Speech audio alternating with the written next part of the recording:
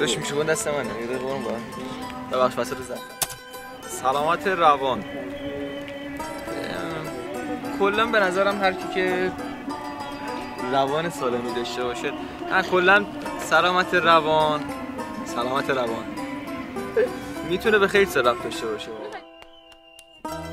ببینین واقعا نمیشه تعریف مشخصی براش گفت، ولی به نظرم سلامت روان یعنی که تو از درون خودت آرامش داشته باشی و این آرامشه در حدی باشه که بتونی به زندگی و کارات برسی و هر کاری که میخوای رو بتونی انجام بدی و آرامش داشته باشی درونن از زندگی بتونی که لذت ببری. از نظر من سلامت روان به معنی پذیرش مشکلات و غم‌هایی هست که ما در طول زندگی بهش دچار میشیم و نجنگیدن با و فرار نکردن از اون سعی کنیم که اونها رو بپذیریم و همزمان به زندگی خودمون باز مجددا ادامه بدیم. که روانمون به حد نرمالی باشه، آروم باشه، کشمکش روانی نداشته باشیم، با خودمون توی صلح باشیم و این رو به جهان هم منتقل کنیم.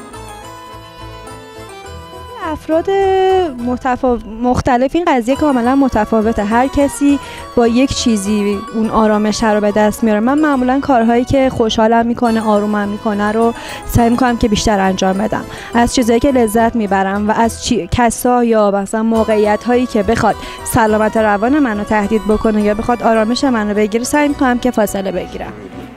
مثلا ورزش میکنم، درس کنم که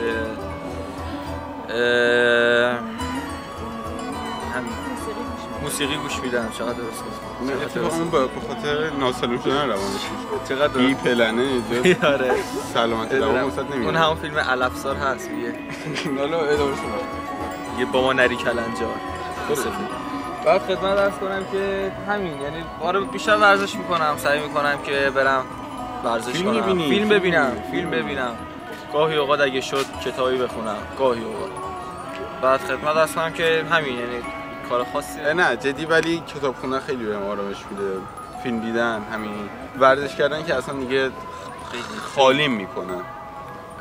حالا چیزای دیگه هم هستن که مثلا هر جوونی میکنه، هر جوونی مثلا همون آهنگ گوش دادن، بیرون رفتن نه خیلی باعث آروم شدن هم نمیشه متاسفانه. آره ولی البته بسیاری داره کجا برم با کی برم. من ندارم.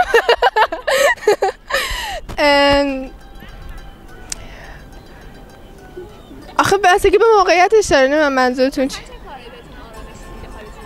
آها خب دوستام آدمایی که بهم احساس امنیت میدن، بعد پدر مادرم.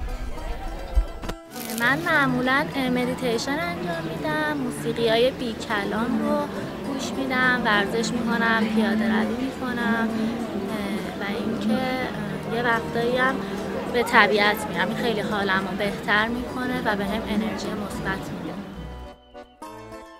میتونه به آگاهی کلی جامعه کمک بکنه، چون چیزیه که واقعا باید راجبش کتاب خوند، باید راجبش تحقیق کرد تا بتونی که بهترین روش رو برای خودت پیدا کنی و آگاهانه تصمیم بگیری. این آگاهی خیلی مهمه.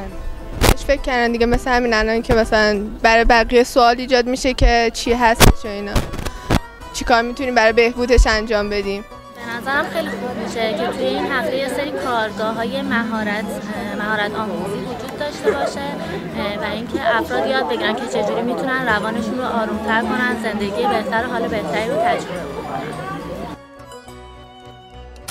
کنن. میخوام از تجربه اندک خودم توی این زمینه با زبان ساده صحبت کنم.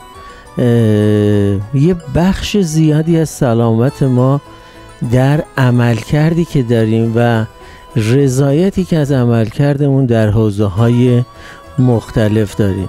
حتی یک عملکرد مشخصی نیست، اینکه من چقدر میتونم همزمان در حوزه‌های ارزشی، البته نه به معنای صرف کلمه ارزش، یعنی حوزه‌هایی که علاقه‌مند هستم بهشون اهمیت بدم و به خاطرشون روزانه اون را پیگیری بکنم و از این مسیر احساس رضایت بکنم و شاید باز دوباره میشه گفت سلامت روان اینه که آخرین نفر باشم که پشت خودم رو خالی میکنم، نه همیشه اولین نفر باشم که در طول روز خودم رو سرزنش میکنم، انتقاد میکنم، حسرت دارم.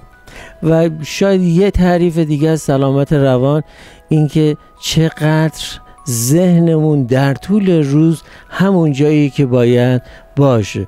متاسفانه نتایج پژوهش ها حداقل در کالچر ما در واقع همین شهر تهران اینی که ما یه چیزی حدود بیش از 90% موقع ها ذهنمون اون جایی که باید باشه نیست.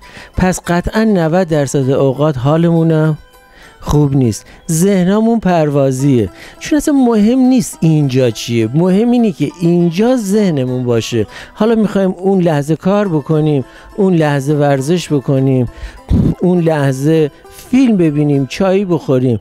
انگار خوشبختی در زمان حاله. ما نه تنها این را بلد نیستیم بلکه فضیلت هم نیست. شاید برای ما اشتباه جا انداختن که یه آدم خوب، یه آدم سالم دائما حواسش باید به آینده باشه، دائما گذشتهشو مرور کنه تا اشتباهاتش کم بشه، تا پیشرفت کنه. یا یه آدم باید خیلی عالی باشه، کار رو به بهترین نحو انجام بده. یعنی من فکر میکنم سلامت روان اینه که ما اول بیایم یه سری شاخص‌ها را برای یه آدم سالم در جامعهمون دوباره ارزیابی کنیم. آدم سالم آدمی نیست کار را به بهترین نحو انجام بده. آدم سالم آدمیه که کار را با توجه به زمان، هدف، انگیزش، در واقع کیفیت را ارزیابی کنه و بر اساس این کیفیت اون را انجام بده، تمام بشه و بره توی یک حوزه فعالیتی دیگه.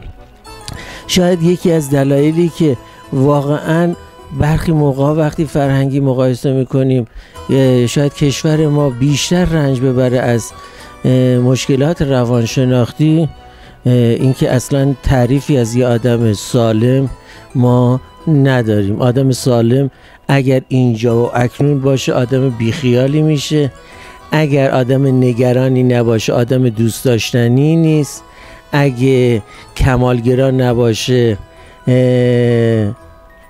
یه آدم سطحیه.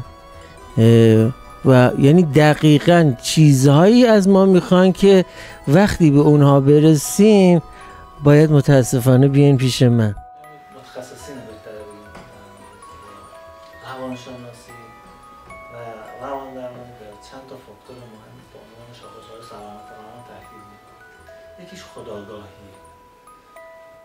قطعاً هرچه من دانشجو خودمو بهتر بشناسم، ویژگی‌های روانشناختی خودم رو بهتر بشناسم، نقاط ضعف خودم رو بهتر بشناسم، نقاط قوت خودم رو بهتر بشناسم، نسبت به هیجانات خودم آگاه باشم، نسبت به اهدافی که در زندگیم دارم، نسبت به ارزش‌هایی که دارم آگاهی بیشتری داشته باشم.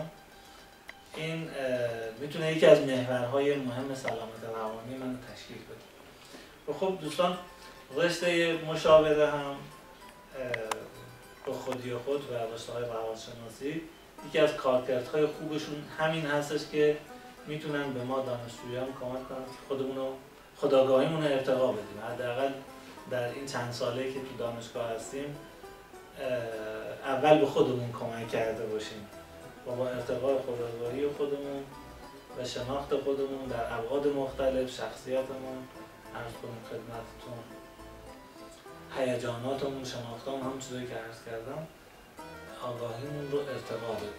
این قطعاً اگه این داستان اتفاق بیفته و این پروسه بلند مدت هم هست، البته یه چیزی نیست که بگیم شما تا یه جایی پیشرفتی دیگه به اصطلاح کفایت میکنه، نه، یه پروسه هستش که من چه به عنوان یک شخص در وهله اول و در وهله بعدش چه به عنوان یک متخصص سلامت روان که حالا اینجا من مشاور باشم، هر چه سلامت خودآگاهی بیشتری داشته باشم در وهله به خودم کمک کردم، در وهله بعد میتونم فرد مفید باشم برای مراجعم که قرار هست آینده بهش کمک بکنم.